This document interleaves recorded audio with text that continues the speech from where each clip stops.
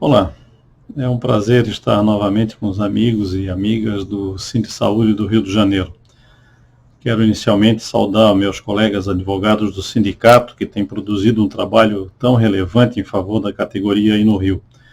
Minha presença aqui hoje tem por objetivo tentar explicar aos colegas e companheiros e companheiras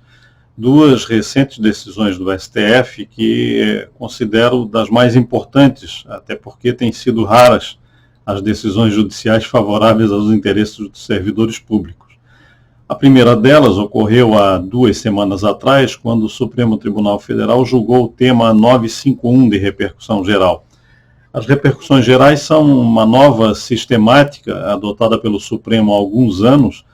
em que aquela corte escolhe um determinado processo judicial sobre uma determinada matéria e que tem repercussão no Brasil todo, para julgar aquele caso especificamente e, a partir daí, firmar uma jurisprudência a ser observada pelos tribunais inferiores em todo o país.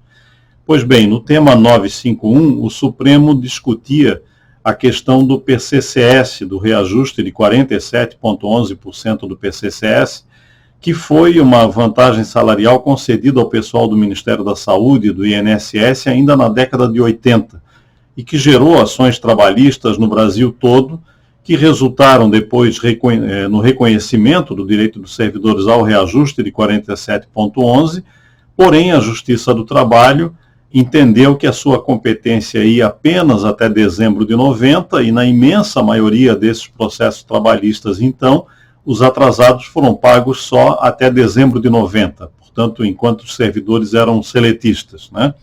Sobrava, então, o período posterior a 1990, que era uma grande incógnita. Até aqui, a posição do Supremo vinha sendo, e do Judiciário, de maneira geral, vinha sendo no sentido da impossibilidade de se promover em regime estatutário a garantia de direitos reconhecidos em decisão judicial na esfera trabalhista,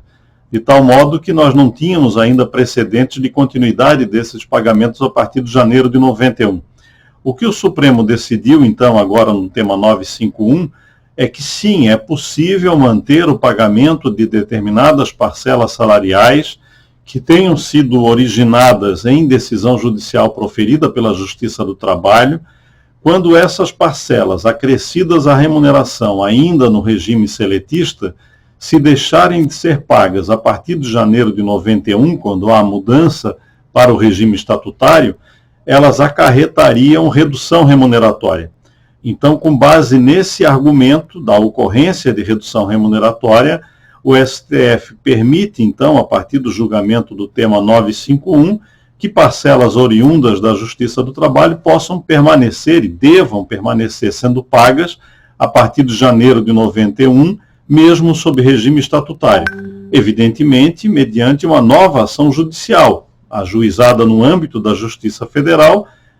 fazendo uso do título gerado na reclamatória trabalhista, porém, na essência, o que essa ação pretende discutir é uma situação jurídica nova, qual seja a garantia de redutibilidade remuneratória. Então, em que pese essa decisão do Supremo estar voltada especificamente ao PCCS, que não atinge a totalidade dos servidores federais, ao contrário de algumas notícias que saíram por aí de que a decisão do Supremo acabaria estendendo isso para todos os servidores federais, não é disso que se trata,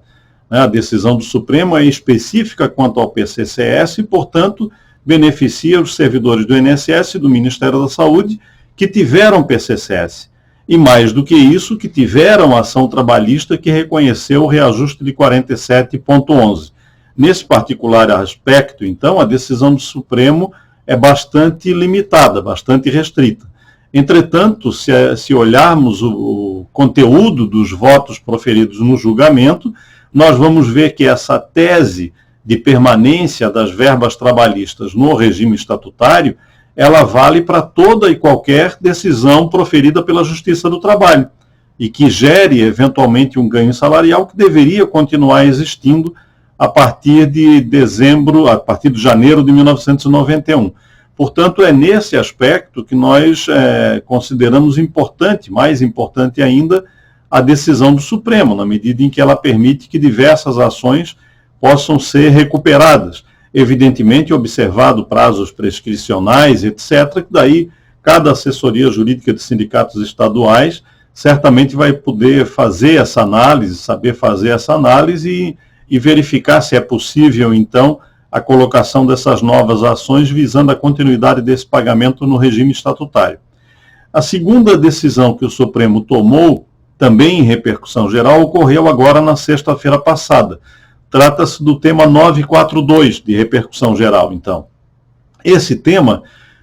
discute a possibilidade dos servidores públicos, federais, estaduais e municipais, averbarem tempo de serviço exercido em condições especiais, portanto, sujeitas à ação de agentes nocivos à saúde ou à integridade física, e vocês aqui no Sindicato de Saúde conhecem bem essa matéria. O tema, então, discute a possibilidade de você utilizar esse tempo de serviço especial, contá-lo de modo especial, convertê-lo para fins de aposentadoria nos mesmos moldes em que ocorre com o setor privado. Então, por exemplo, um tempo de serviço prestado nessas condições a partir de 1991, no caso dos homens, é acrescido de 40% nesse tempo. Se nós temos aí, por exemplo, 10 anos, ele passa a valer 14 anos de tempo de serviço. E para as mulheres, 20% de acréscimo.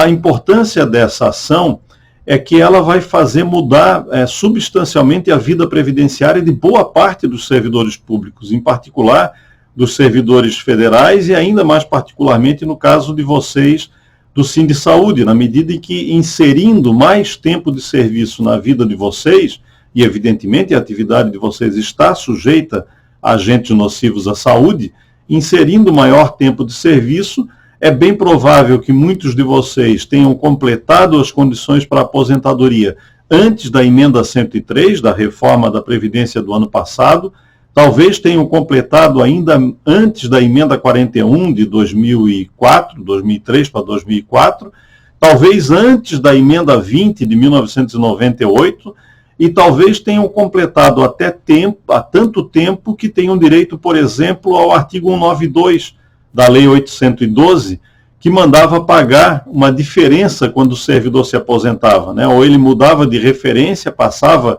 para a classe subsequente ou recebia a diferença entre a classe em que ele está e a classe anterior. Então, essa decisão do Supremo Tribunal Federal vem permitir que os servidores averbem esses períodos e vejam alterada a sua situação previdenciária, né? E, portanto, com muitos benefícios a esses servidores. Essa matéria, então,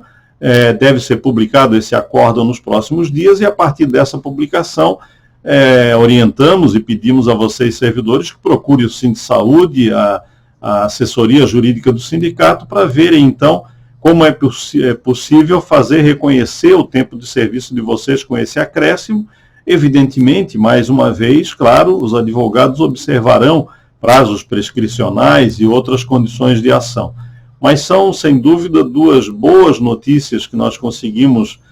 obter do Supremo Tribunal Federal no último período, nos últimos 15 dias, fruto de muita luta das entidades nacionais dos servidores públicos, e que nós gostaríamos, então, de compartilhar com vocês. Um forte abraço a todos e a todas.